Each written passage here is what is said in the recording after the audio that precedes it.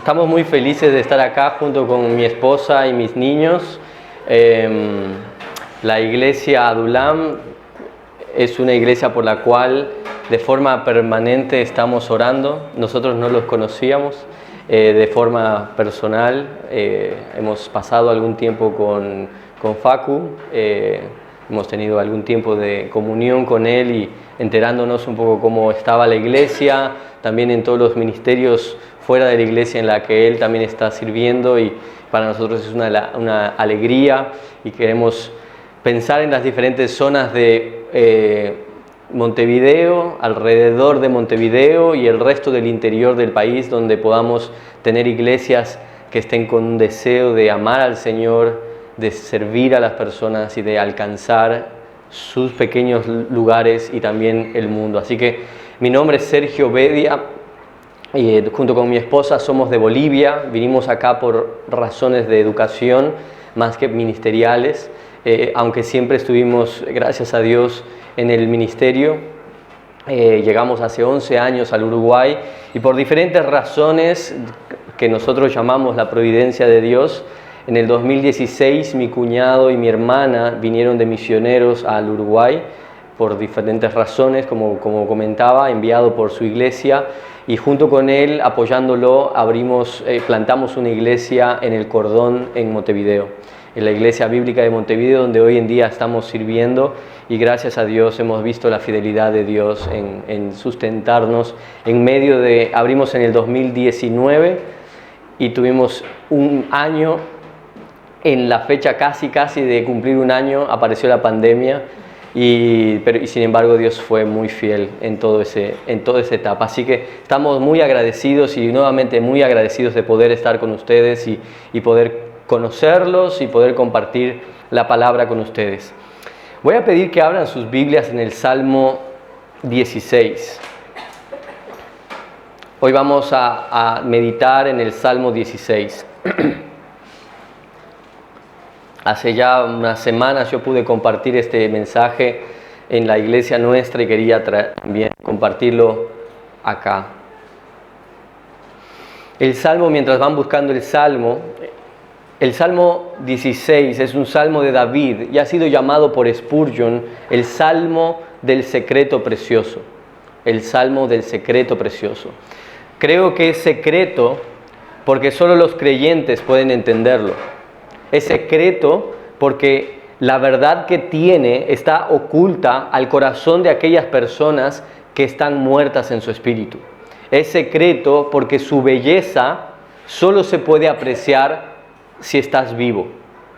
Porque el secreto es la vida misma. El secreto es la vida misma. Y está oculto para todos aquellos que rechazan esa vida. Pero también es precioso porque en este salmo vamos a encontrar la razón por la que fuimos creados, la razón por la que Cristo murió y resucitó. Es decir, vamos a encontrar la razón de nuestra salvación y el fin último de nuestra esperanza como creyentes. El secreto precioso es que Dios nos guía al bien y el bien al que nos guía es Él mismo. Por eso el título de este mensaje es La prosperidad de Dios es Dios. Vamos a leerlo y después a orar una vez más.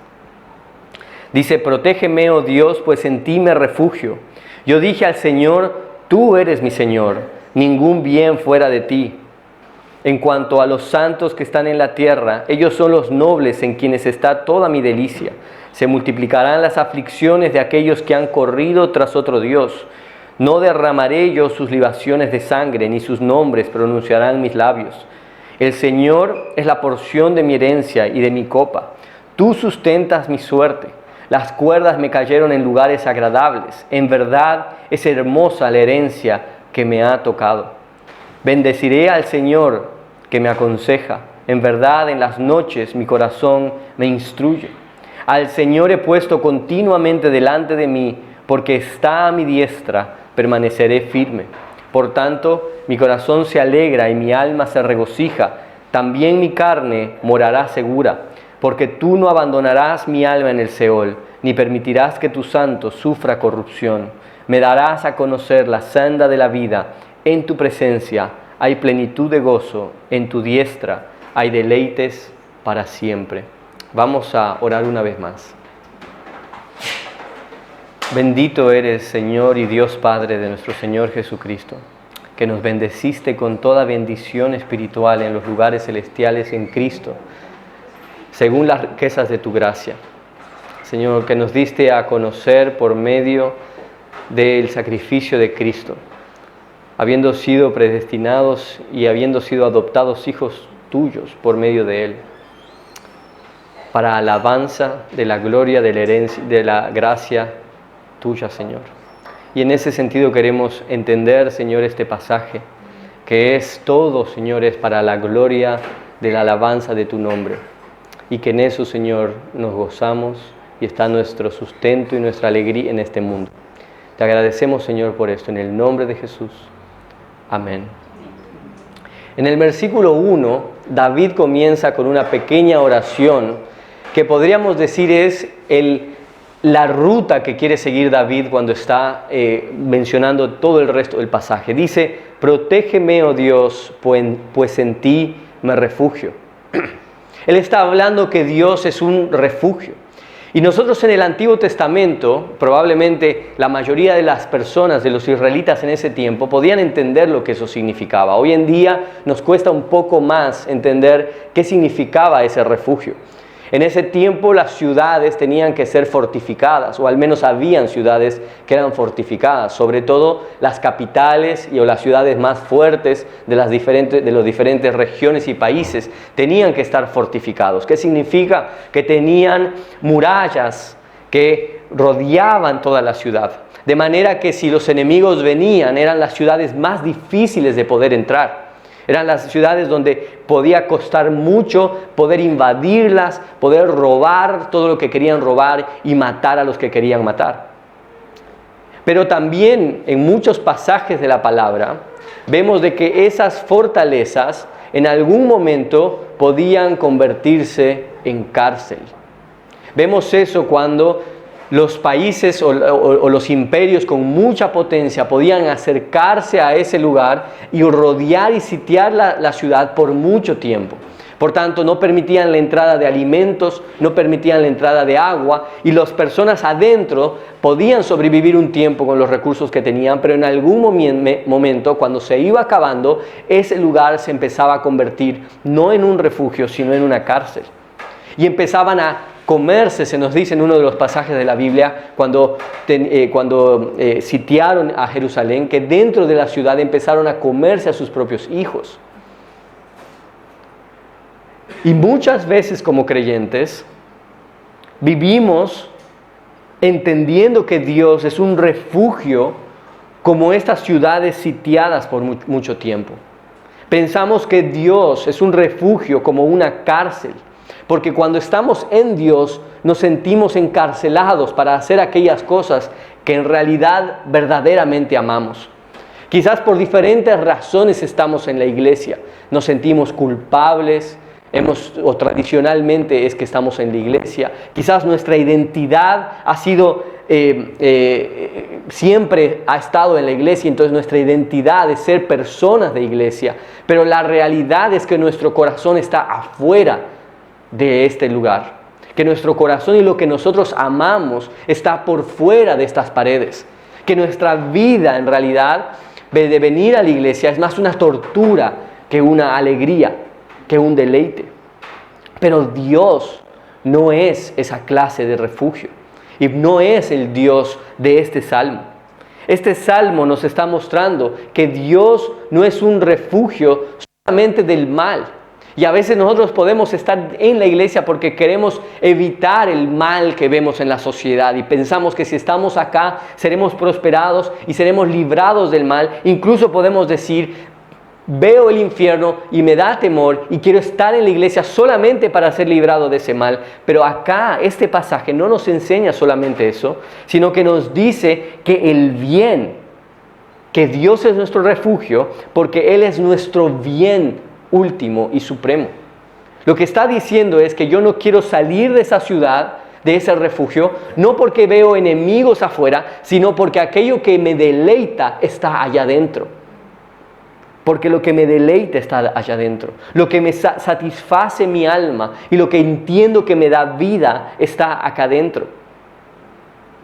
No queremos ser protegidos solamente por mentiras que están alrededor en el mundo, porque esas otras mentiras o aquellas cosas que podemos llamar dioses son mentira en sí mismo y podemos entender nosotros que esto es verdad, sino por las consecuencias que eso nos lleva a tener. En este pasaje nos habla de otros dioses que nos ofrecen otro tipo de placeres. Pero el problema de esos otros dioses es que su fin último es que no estaremos con el placer y el deleite superior que es Dios mismo. Por esta razón, no compara a Dios con los ídolos solamente en un término de verdad y de mentira, sino que lo compara con el fin que vamos a tener si seguimos a Dios o a los ídolos. En el versículo 5 nos dice que se multiplicarán las aflicciones de aquellos que han corrido tras otros dioses. Nosotros como creyentes no alabamos a Dios solamente porque es verdad. Nosotros no alabamos a Dios solamente porque es verdad, sino por la verdad que encierra y que contiene. Nadie alabaría a un Dios que pensáramos que es verdad si ese Dios fuera un Dios malo y con intenciones desagradables para sus criaturas. Alabamos al único y Dios verdadero porque es verdad, pero sobre todo porque esa verdad que es la característica de Dios es que Dios es bueno. Y por tanto, el fin último de su criatura es bueno. Y es en este sentido que concluimos, por tanto, que cualquier otro Dios, cualquier otro ídolo de nuestra vida, lo que va a generar es aflicciones. Y lo que Dios quiere prevenir en nuestras vidas cuando nos dice por diferentes razones que no sigamos a esos otros dioses, es por nuestro fin último, es que es nuestro propio bien. Es que podamos encontrar en nuestro bien el mayor y más grande placer que nada ni nadie nos pueda ofrecer. Cualquier otro ídolo va a multiplicar tus aflicciones. Tarde o temprano, no importa cuál sea ese ídolo y cuánto refugio puedas encontrar en él en alguna etapa de tu vida, ese ídolo va a multiplicar tus aflicciones. Puede ser la inmoralidad y los deseos de la carne, pero pueden ser cosas tan legítimas como tu familia, la búsqueda de un novio o de una novia, puede ser tus padres, puede ser la posición espiritual que quieres alcanzar, puede ser tu religiosidad que estás colocando como ídolo y que finalmente te va a traer aflicción. Cualquiera de estos otros ídolos que tomen el lugar de Dios van a generar penas en tu vida. Este es el contexto de este salmo. Y lo vemos más claramente en el versículo 2. El versículo 2 yo le dije al Señor, tú eres mi Señor, ningún bien tengo fuera de ti. Acá se nos da dos declaraciones sobre quién es Dios para David. En primer lugar David dice, tú eres mi Señor. Y lo que está diciéndole David a Dios es, tú tienes el control, tú gobiernas mi vida. Pero no solamente gobiernas mi vida por medio de ordenanzas que yo tengo que seguir como Señor, pero tú eres el Señor como autoridad por encima de toda circunstancia. Por tanto, eres el mejor Señor. Porque no solo eres un Señor que me das las normas para vivir, pero que trabajas en medio de toda circunstancia para que yo finalmente pueda encontrar aquello que es lo mejor y el mejor bien que pueda alcanzar para mi vida. Y por otro lado, David le dice al Señor, no encuentro ningún bien fuera de ti. Ningún bien fuera de ti. Obviamente, David está usando una frase que se llama en hipérbole. Está usando una frase exagerada. Está exagerando la situación. Porque podríamos preguntarnos, ¿qué quiere decir David con esta declaración que no hay ningún bien fuera de ti? ¿Está negando que no podemos encontrar ningún otro bien en la vida? No, no está diciendo eso. Está proclamando dos realidades David cuando dice esta declaración. La primera de las realidades es que Dios es nuestro placer supremo.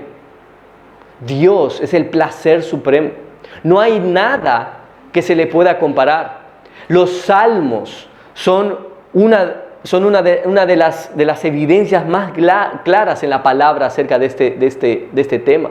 Salmo 84:10 dice, porque mejor es un día en tus atrios que 1000 fuera de ellos. El Salmo 73:29 dice, pero para mí estar cerca de Dios es mi bien. Y durante la historia del cristianismo, esta ha sido la motivación principal de todos aquellos piadosos que seguían a Cristo, quitando de su vida a los ídolos, quitando de su vida a otros dioses. Su motivación principal no era la religiosidad que les decía en ordenanzas, no hagas esto. Era que entendían que lo que tenían que alcanzar supremamente era Dios. Y que si las otras cosas los distraían, era buscar un placer menor por un placer mayor. ¡Cuán tonto es eso! Por eso, teólogos como Jonathan Edwards escribió, Dios es el sumo bien de la criatura razonable.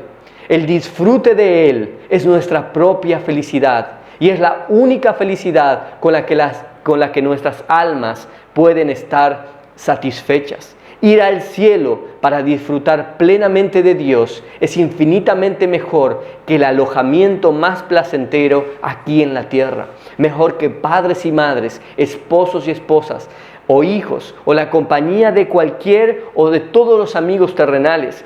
Estas no son más que sombras, pero Dios es la sustancia. Estos no son más que rayos dispersos, pero Dios es el sol. Estos no son sino arroyos, pero Dios es la fuente. Estas no son solo gotas, pero Dios es el océano. Esta es la esencia del cristianismo. No sé qué clase de cristianismo has vivido tú, pero si no estás viviendo con que tu gozo supremo es Dios, probablemente no eres creyente. Esto lo dice Thomas Watson en una de sus predicaciones y dice así: un verdadero deseo de Dios es insaciable. No se puede satisfacer sin Dios. Que el mundo amontone sus honores y riquezas, ello no satisfará. Ni las flores ni la música contentarán al que está sediento. Del mismo modo, nada saciará la sed del alma, solo la sangre de Cristo. Se desmayará su corazón, se rompe de anhelo por Dios. Un verdadero deseo de Dios es supremo. Deseamos a Cristo no solo más que al mundo, pero más que al cielo. ¿A quién tengo yo en los cielos sino a ti? El cielo no satisface sin Cristo. Cristo es el diamante en el anillo de la gloria del cielo. Esa es la primera verdad que nos dice David en el Salmo 16, que Dios es nuestro gozo supremo. Y la segunda verdad es que Dios es la fuente de todo bien, de cualquier otro bien. De forma directa o indirecta, Dios es la fuente de toda bondad. No existe ninguna bondad que nosotros podamos traer al delante del Señor y le podamos decir un día, acá tienes una parte de bondad que tú no has generado en mi vida o en la vida de otra persona. Yo no puedo venir delante de Dios y decirle, aquí tienes un poco de bondad que no te pertenecía desde el principio. Podemos llamar a los hombres justos porque cumplen estándares de justicia.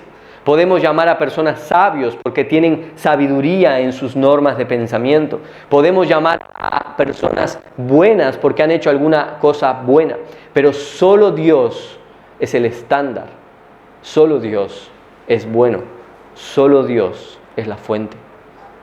Y esta es la razón por la que en el versículo 3 David puede deleitarse en los santos.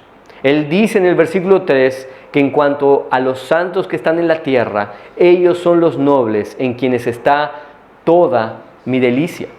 Porque lo que David está viendo en esas personas no es idolatría, no es un engrandecimiento de las personas, sino lo que está reconociendo acá David es que Dios está obrando en su bondad en las personas y en la santidad de las personas. Por tanto, su reconocimiento de la bondad terrenal no es idolatría, porque finalmente el disfrute y su reconocimiento es que Dios es el último dador de esa bondad. Por tanto, no solamente nos gloriamos en las alabanzas que cantamos al Señor, como cantamos y decíamos, cuán grande es Dios. No solamente lo estamos alabando cuando hacemos eso, sino que podemos alabarlo y glorificarlo, gozándonos en Él en las cosas ordinarias. Tú eres mi Señor, y ningún bien tengo fuera de ti.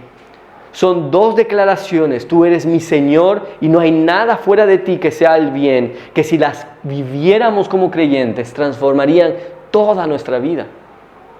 Dios es mi Señor y Dios es mi bien. Podemos confiar, por tanto, que Dios, al ser nuestro Señor, nos está gobernando a nuestro bien. Pero podemos decir también que, por tanto, nuestro bien es Dios. Eso es lo que está diciendo ese versículo. Estas mismas declaraciones están en los versículos 5 y 6. Escuchen, dice: el Señor es la porción de mi herencia y de mi copa. Tú sustentas mi suerte. Las cuerdas me cayeron en lugares agradables. En verdad es hermosa la herencia que me ha tocado. Acá David está hablando acerca de la repartición de tierras. Y cuando dice mi porción, a lo que se está refiriendo es a mi lote. Entonces había una tierra vasta y tenían que dividir esa tierra. Y por suerte, y nosotros sabemos que acá dice que tú eres mi suerte, tú sustentas mi suerte, es decir, podríamos decir, tú eres mi Señor, tú estás gobernando, tú estás dirigiendo, tú sustentaste mi suerte, hiciste que las cuerdas, es decir, que las cuerdas que estamos separando los lotes, se caigan y sean agradables para mí. Y dice, tú estás haciendo todo para que esa sea mi lote. Pero finalmente lo que está diciendo en el versículo 5 es, ¿cuál es mi lote? Tú eres mi herencia. Tú hiciste y tú gobernaste para que las cuerdas caigan en lugares agradables. Tú hiciste y gobernaste para que ese sea el lote que me tocaba, la porción de tierra que me tocaba. Y la porción de tierra que me tocaba eres tú. Tú eres mi Señor, tú eres mi bien. Tú sustentas mi herencia, tú eres mi herencia. Tú me das riquezas, tú eres mi riqueza. Tú me prosperas, tú eres mi prosperidad. Y la pregunta para nosotros en medio de esto ¿es Dios aquel que está proveyendo a tu vida? ¿Es el Señor de tu vida realmente el que está guiando tus pasos? Pero no guiando tus pasos para alcanzar tus deseos, como decían un poco tu ambición, sino es que tu deseo final o tu ambición final es Dios mismo. En los versículos 7 y 8, David nos va a mostrar cómo se ve la vida de una persona que tiene a Dios como su supremo tesoro. En el versículo 7 nos dice: bendeciré al Señor que me aconseja en verdad, en las noches me instruye, en las noches mi corazón me instruye. Nosotros lo que vemos acá es que Dios está presente en la instrucción continua de sus hijos. Dios está presente. Dios es el que está aconsejando a sus hijos el camino correcto. Es decir, está diciéndoles cómo llevar su vida diaria mejor hacia Él. ¿Cuáles son los mejores caminos que nos llevan hacia Él? Y después nos dice que en las noches nos habla el corazón. meditando en aquellos caminos que hemos tomado y mostrándonos dónde estaba Él en medio de esos caminos, sustentando cada uno de esos pasos.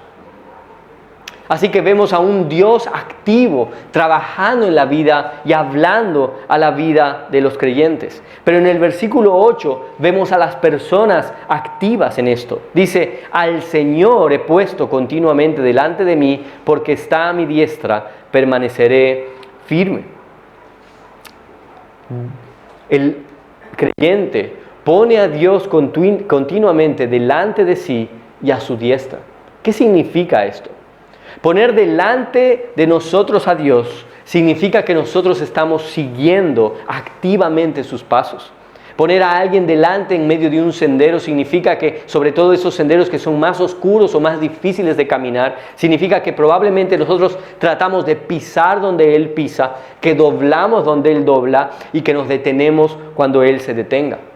Pero también poner delante de nosotros significa que en esos tiempos poner delante de nosotros sería poner una meta. Y nosotros podíamos ver a la lejanía las luces de una ciudad, el movimiento de una ciudad y decir en medio de la oscuridad a donde tengo que dirigirme es hacia delante de mí. Por tanto, Dios o David cuando está diciendo que Dios es aquel que dirige o lo pone delante de Él, está diciendo, Él es el que dirige mis pasos, el que yo busco que dirija mis pasos, pero también es la meta a la que quiero llegar. Y cuando dice que lo pone a la diestra de Él, tenemos que entender que la diestra era el sitio de honor en ese tiempo que tenía un rey. Un rey a su diestra tenía a las personas más cercanas y normalmente a las más sabias, que eran llamados sus consejeros. Por tanto, lo que está diciendo acá es que los hijos de Dios están activamente viendo lo que Dios está hablando a sus vidas, pero al mismo tiempo están activamente buscando que Dios hable a sus vidas. Están buscando que Dios sea la meta última de sus vidas. Están buscando poner a Dios a la diestra suya para aconsejarlos en cada camino. La vida del deleite en Dios es una vida activa. No es una vida que nos quedamos quietos, sin hacer nada, esperando una imagen supernatural. En el Salmo 27:4 nos dice eso. Una cosa he pedido al Señor. Podríamos decir, bueno, Señor, quiero que tú seas mi máximo gozo. Yo quiero que sea eso. Y cuando salimos del lugar, no hacer nada para eso. Acá en el Salmo 27 se nos dice, una cosa he pedido al Señor y esta buscaré. Que habite yo en la casa del Señor todos los días de mi vida para contemplar la hermosura del Señor y para meditar en su palabra. Si tú te preguntas, de todo lo que estamos hablando ahora, no es la realidad de mi vida, tienes que preguntarte, ¿por qué Dios no es tu deleite? ¿Por qué Dios no es tu supremo gozo? ¿Por qué no lo es? Tu bien. Tú puedes decir con sinceridad del Salmo 16 que el Salmo 16 es una interpretación de tu vida cristiana. Y si no es así, es probablemente porque no hemos estado escuchando su voz. Es probablemente porque no hemos estado activamente buscándolo, ponerlo delante de nosotros y a nuestra diestra. Esa es la forma. Pedirle, Señor, necesito que tú seas mi gozo, pero necesito que lo hagas hablándome, que provoques vida, que ilumines mis ojos de mi entendimiento para que pueda ver las riquezas de tu gloria, las riquezas de tu hermosura y que todo el resto parezca vano. Su voz declara quién es Él. Y si esa verdad que tú escuchas la haces con el entendimiento espiritual, te darás cuenta que esa es la hermosura más grande que puedas tener y no desearás nada más. Continuando con la poesía de Thomas Watson, continúa él diciendo, un verdadero deseo de Dios va en aumento. Un poco de Dios no satisface, pero el alma piadosa desea aún más. Una gota de agua no es suficiente para el viajero sediento. Todavía tiene sed de más de Cristo y de su Espíritu. Un santo tendría más conocimiento, más santidad, más presencia de Cristo. Un vistazo a Cristo a través del entramado de una ordenanza es dulce, pero el alma hará que nunca deje de anhelar hasta que lo vea cara a cara. Esta es la razón por la cual la esperanza del creyente es el versículo 11, que dice: en tu presencia hay plenitud de gozo, en tu diestra hay deleites para siempre. Esa es la cúspide de nuestra fe, el día en que todo lo que esperábamos se haga realidad. El corazón de todo creyente verdadero desea ese día, en el que el gozo supremo va a ser demostrado a cada uno de nosotros. Y Spurgeon nos da 4 características de este gozo, que este versículo nos habla acerca del gozo. Nos da 4 características. Nos dice que en relación a la calidad, este gozo es un gozo lleno de placer y de deleites. Dice: en tu presencia hay plenitud de gozo, deleites para siempre. En relación a la cantidad, es plenitud de gozo, es decir, total, completo. No hay nada en el gozo eterno que nosotros vamos a poder añadir o decir que le faltaba en ese momento. En relación a constancia, es algo que nunca cesará. Es decir, no habrá ni un momento en el que el alma del creyente, en la presencia del Señor, tendrá un poco de hambre o un poco de sed. No habrá ni un milisegundo, porque está a su diestra, donde hay deleites para siempre. Y en cuanto a temporalidad, es eterno por cuanto es para siempre. El gozo del Señor, el gozo final del Señor, es un gozo lleno de placer y deleites, pleno, que nunca cesará y que es eterno. Esta es nuestra esperanza. Y hasta ese día viviremos por un deseo de más. El creyente se caracteriza por desear más de Dios, por vivir un deseo y un gozo, pero donde tú sabes que hay más, que es la debilidad de esta tierra y de la debilidad de tus características que te impiden vivir ese gozo en toda su plenitud. Y siempre tendremos la sombra de nuestra debilidad y nuestro pecado en esta tierra. Imagínate un día en la playa, si es que te gusta la playa sobre todo. Imagínate que estás en la playa, que estás y vas en el mejor horario. Vas y llegas a través del mejor transporte. Alguien se ofrece a llevarte y a traerte en el mejor auto que puedas imaginarte. Llegas y la temperatura del ambiente es la mejor que puedes esperar. El agua está tibiecita, está caliente, está linda para entrar. El sol está en pleno, no hay ni una sola nube. Las olas están como a ti te gustan. Si te gustan más bravas, si te gustan menos bravas, las olas están prontas. E incluso podemos decir que alguien pagó para que puedas tener un servicio incluido en la playa y puedas tener todo lo que tú deseas para los cuidados del momento. No tienes que llevar nada a ese lugar.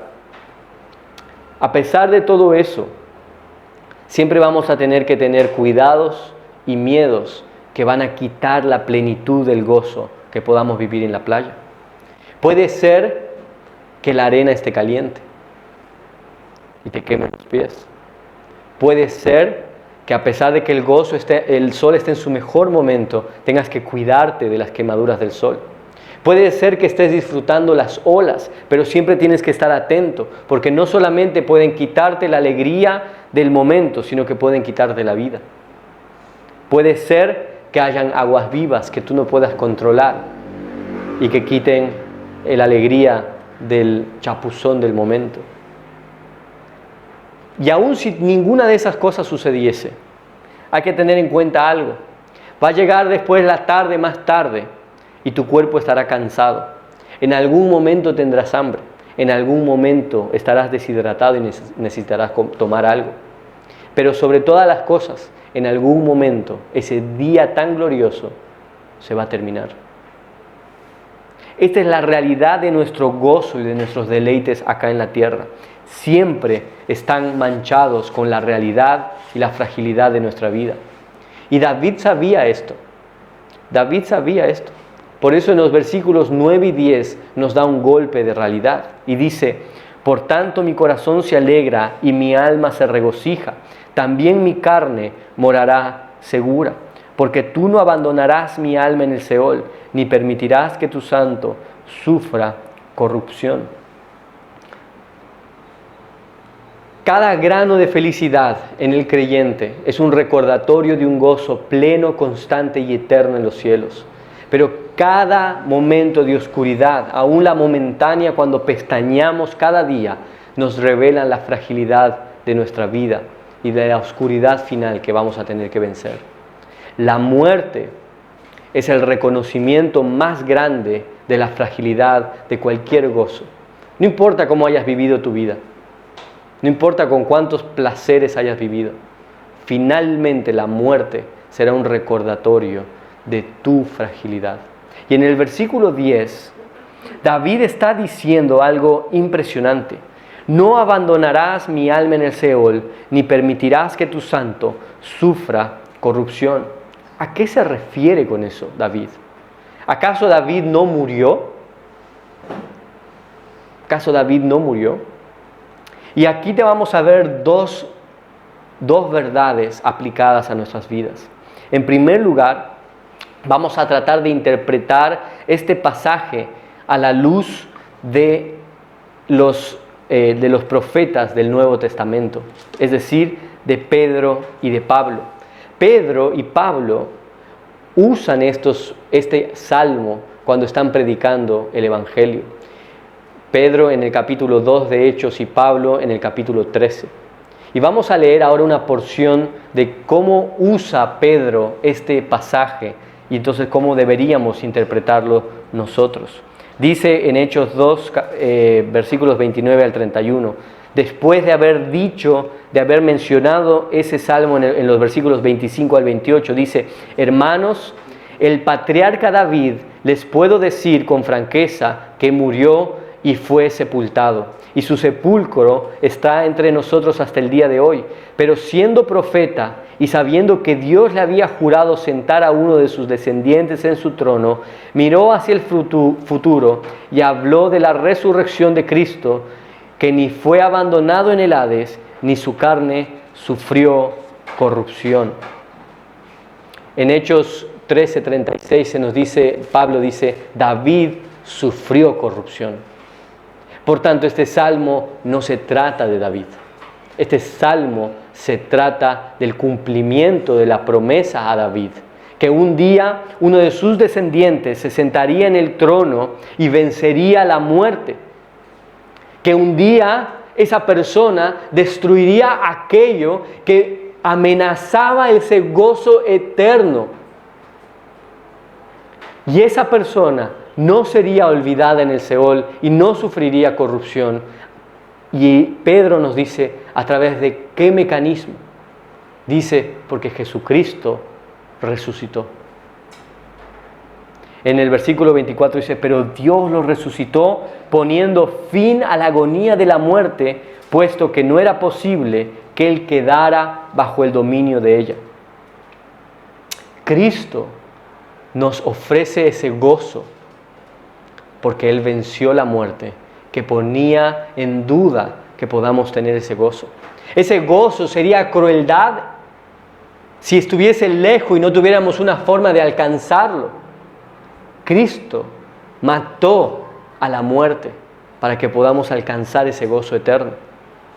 Y la segunda aplicación es para nuestras vidas, porque para aquellos que han confiado en Cristo, Él vino y venció la muerte para que hoy podamos tener vida en su vida. Pero no cualquier vida, sino plenitud de vida. Por eso Jesús en Juan 10:10 dice, vine para que tengan vida y para que la tengan en abundancia. Cristo murió y resucitó para que ese gozo que estaba desde la eternidad pasada, que Jesús, el Espíritu Santo y Dios Padre disfrutaban, y ahora habrían abierto las puertas para el hombre, pero el hombre en su pecado se había alejado de ese gozo. Ahora Jesucristo vencía la muerte para que ahora podamos acercarnos a el Padre. Ese es el Evangelio del Salmo 16. Ese es el secreto precioso. Nadie puede acercarse al versículo 11, a la plenitud del gozo del Padre, sin tener que enfrentarse al versículo 10. Cristo venció la muerte para que hoy aquellos que creen en Él tengan la oportunidad y la promesa de que van a vivir un gozo eterno, un gozo pleno, un gozo constante. Si tú experimentas la muerte solo, sin Jesucristo, quiero decirte que no hay esperanza.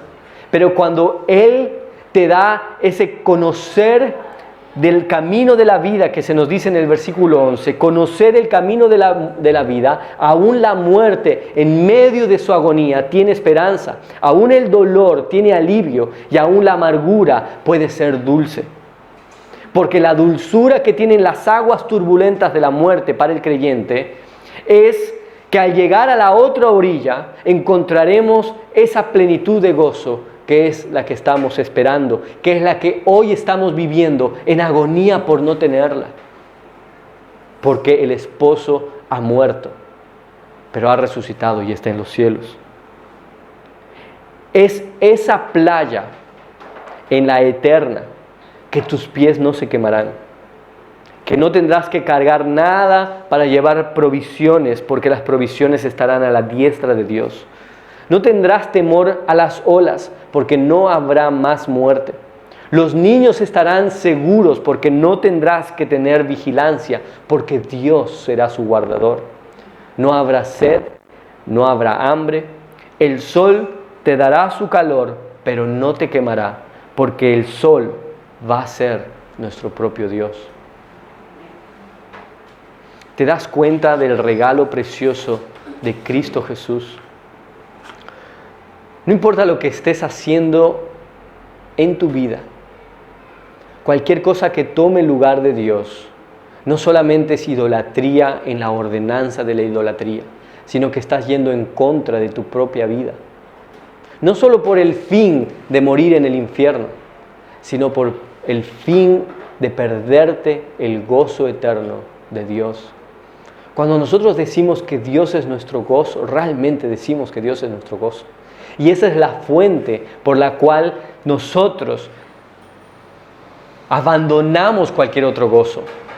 Esa es la fuente por la cual nosotros vemos el pecado como pecado y vemos el dolor del pecado como tiene que serlo. Los placeres del mundo, comparados a ese placer supremo, son nada. Mientras tanto, llegue el versículo 11. David comienza este salmo diciendo: protégeme, oh Dios. Y tenemos que orar eso. Protégeme, oh Dios, pues en ti me refugio. Tú eres mi Señor, ningún bien tengo fuera de ti. Vamos a orar para terminar. Señor, te pedimos que en todo lo que hagamos, no somos llamados a plantar iglesias, no somos llamados a trabajar y servir en una iglesia, no somos llamados a eso, somos llamados a glorificar tu nombre por medio de disfrutar de tu presencia en nuestras vidas para siempre. En medio de eso y a través, para querer alcanzar eso en este mundo, servimos en una iglesia, plantamos iglesias y hacemos el resto de nuestro servicio. Pero el fin último de todas las cosas es conocerte a ti y disfrutar de ti para siempre. Y si no vivimos aún nuestro ministerio, aún nuestro servicio, buscando ese fin último, estamos desperdiciando nuestra vida. Y por eso, Señor, te pido que nos protejas, que seas nuestro refugio y que seas nuestro Señor y nuestro bien último, supremo y en todas las cosas.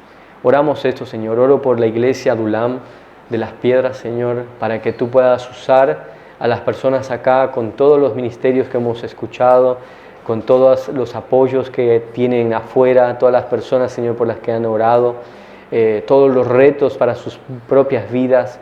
Y oramos, Señor, para que tú estés usando a Facundo y a los que estén en liderazgo, Señor, en la iglesia, para darles una visión real y entera de quién eres tú.